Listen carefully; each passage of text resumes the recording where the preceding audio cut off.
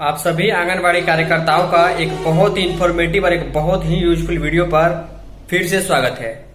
आप सभी को मालूम है कि बिहार में महाहड़ताल 2-2.5 महीने चला। अक्टूबर का पूरा महीना, नवंबर का पूरा महीना और दिसंबर का कुछ दिन।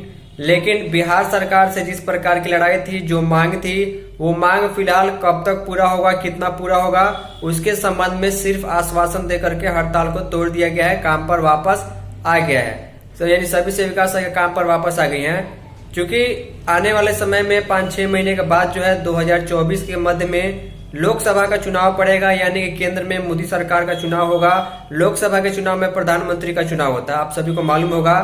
इस दौरान जो है भारत के अलग अलग राज्यों से, अलग अलग हिस्सों से सेविकाएं, सहायिकाएं जो है हजारों लाखों की संख्या में दिल्ली पहुंची, भारत की राजधानी पहुंची।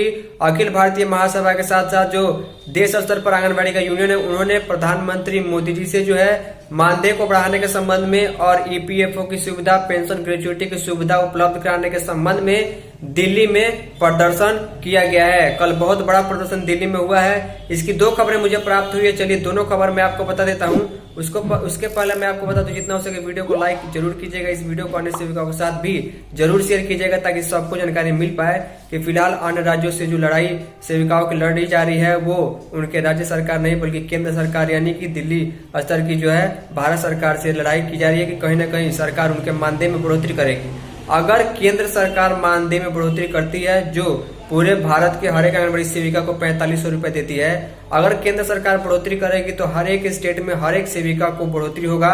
और राज्य सरकार का मामला अलग है, आप सभी को मालूम है। चलिए दोनों खबरों को आपको दिखा देते हैं। आई होप आप इस वीडियो को ज्यादा से ज्यादा लोगों तक जरूर शेयर कीजिएगा, ताकि सबको जानकारी मिल पाए।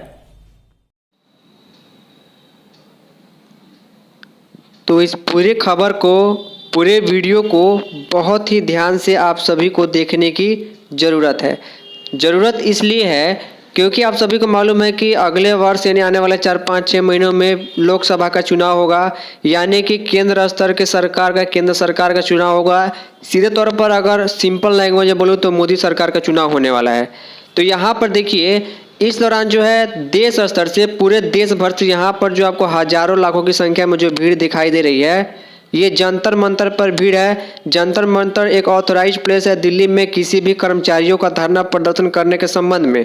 यहाँ पर ये जो पूरा भीड़ आपको दिखाई दे रहा है चारों तरफ जो है, ये आंगनवाड़ी कार्यकर्ता हैं। जी हाँ, ये सभी लोग आंगनवाड़ी कार्यकर्ता हैं। और ये लोग कल ही यानी सोमवार को जंतर मंतर पर कई मांगों को लेकर विरोध कर प्रदर्शन करती भारतीय मजदूर संघ व आंगनवाड़ी वर्कर्स। यहाँ पर 5-6 यूनियन पहुंची हुई हैं और आशा कार्यकर्ता भी यहाँ पर शामिल है। क्योंकि कहीं ना कहीं मोदी सरकार से, प्रधानमंत्री मोदी जी से जो है 2024 चुनाव के पहले ये लोग कुछ पाना चाहती हैं और कई दिनों से मांग भी है। आप सभी को मालूम है कि बिहार में धरना प्रदर्शन 2 महीने से ज़्यादा समय तक चला। ज़्यादा जो टारगेट था वो बिहार सरकार था, यानी नीतीश सरकार से मांग थी कि मुख्यमंत्री जी कुछ घोषणा करेंगे, मानदेय बढ़ोतरी करेंगे। फिलहाल अभी तक कुछ लिखित प्राप्त नहीं हुआ है, सिर्फ आश्वासन के बाद हड़ताल टूट गया है। लेकिन अब जो है पूरे देश स्तर से जो हजारों लाखों कार्यकर्ता और आशा कार्यकर्ता यहाँ पर पहुँच रही है, इसका क्या प्रभाव पड़ेगा ये वीडियो में हम आगे बात करेंगे। उम्मीद करेंगे अगर जानकारी इस तरह की आपको अच्छी लगती है तो वीडियो को लाइक जरूर कीजिएगा। साथ में इस वीडियो को अन्य सेविकाओं के साथ भी शेयर कीजिएगा, ताकि सबको जानकारी मिल पाए। देखिए, शीर्षक है कि देश भर की आशा और आंगनबाड़ी वर्कर्स का प्रदर्शन, मांग है। नई दिल्ली की खबर है। आज के नई दिल्ली के हिंदुस्तान या दैनिक भास्कर संस्करण में आप देखेंगे तो ये खबर आपको निश्चित रूप से देखने को मिल जाएगी। अब देखिए क्या लिखा गया है, थोड़ा सा मैं जूम करता हूँ। लिखा गया है कि जंतर मंतर पर सोमवार को देश भर की आशा, आंगनबाड़ी कार्यकर्ता, मिड डे मील कर्मी और राष्ट्रीय स्वास्थ्य अभियान के कर्मियों ने बड़ी संख्या में धरना देकर विरोध दर्ज कराया। धरना स्थल महिला कर्मियों से भरा दिखाई दिया। सिर्फ और सिर्फ महिला कर्मचारी यहाँ पर दिखाई दे रही हैं। महिला कर्मियों ने केंद्र सरकार से सामाजिक, आर्थिक और स्वास्थ्य सुरक्षा की मांग की। भारतीय मजदूर संघ के आह्वान पर अखिल भारतीय आशा कर्मचारी महासंघ, आंगनबाड़ी महासंघ, मिड डे मील महासंघ सहित कई दूसरे संगठनों के बैनर तले प्रदर्शन का आयोजन हुआ। संघ के अखिल भारतीय योजना कर्मियों के प्रभारी और उप महामंत्री सुरेंद्र पांडे ने बताया, केंद्र सरकार से कर्मियों को सरकारी कर्मचारी घोषित करने, उचित न्यूनतम वेतन देने, ईपीएफओ, ईएसआईसी का सुविधा देने की मांग की है। यहाँ पर जो सुविधाएं हैं उस पर पहले आप लोग ध्यान दीजिए, पूरी वीडियो को जरूर देखिएगा। मैं आपसे दोबारा रिक्वेस्ट करूंगा, इस वीडियो को अपने व्हाट्सएप ग्रुप में अभी शेयर कर दीजिए ताकि सबको मालूम चल पाए कि आखिर केंद्र सरकार से, मोदी सरकार से, भारत सरकार से अगर मांग पूरी होती है तो इससे जो है पूरे भारत के हर एक जिले, हर एक परियोजना, हर एक स्टेट की सेविका सहायिका को फायदा होगा। देखिए मांग क्या है कि सबसे पहले इन सभी को सरकारी कर्मचारी घोषित किया जाए। ये केंद्र सरकार से मांग है, चाहे वो आशा कार्यकर्ता हो, मिड डे मील कर्मी हो या फिर आंगनवाड़ी कर्मचारी हो। साथ में जो न्यूनतम उचित वेतन होना चाहिए वो उनको मिलना चाहिए।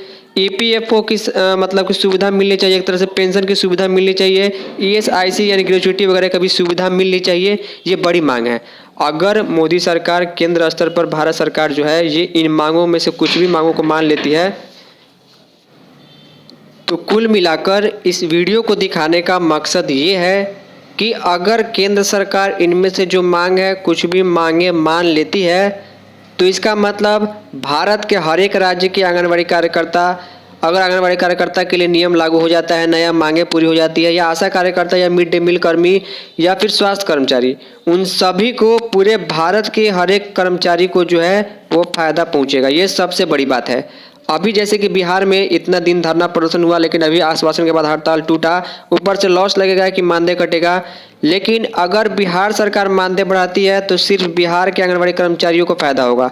केंद्र सरकार अगर मानदेय बढ़ाएगी, क्योंकि केंद्र सरकार आंगनबाड़ी कार्यकर्ताओं को 4500 रुपये हर महीने मानदेय देती है, चाहे बिहार हो, झारखंड हो, यूपी हो, मध्य प्रदेश हो, छत्तीसगढ़ हो, राजस्थान हो, गुजरात हो, हरियाणा हो, पंजाब हो, कोई भी स्टेट हो, 4500 रुपये देती है। बाकी वहाँ की राज्य की सरकार जो है अपनी ओर से मिला करके टोटल मानदेय 8000, 10000, 12000, 15000 जो भी देना होता है वो देती है।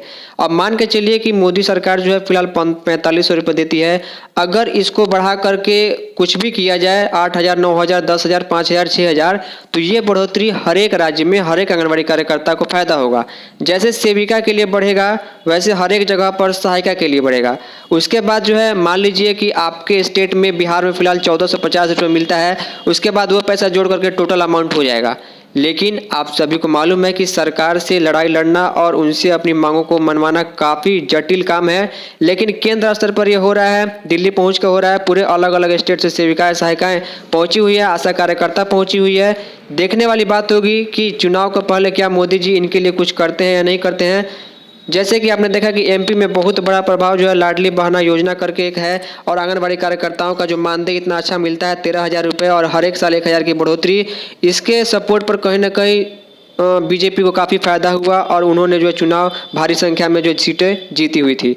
तो देखने वाली बात होगी आगे क्या रहेगा, इसके बारे में हम आगे अपडेट जरूर लेकर आएंगे क्योंकि पूरे देश का ये मामला बनता हुआ दिखाई दे रहा है। उम्मीद करता हूँ इस वीडियो को लाइक करने के साथ आप शेयर जरूर कीजिएगा। फिलहाल इस वीडियो में इतना ही, तब तक के लिए धन्यवाद।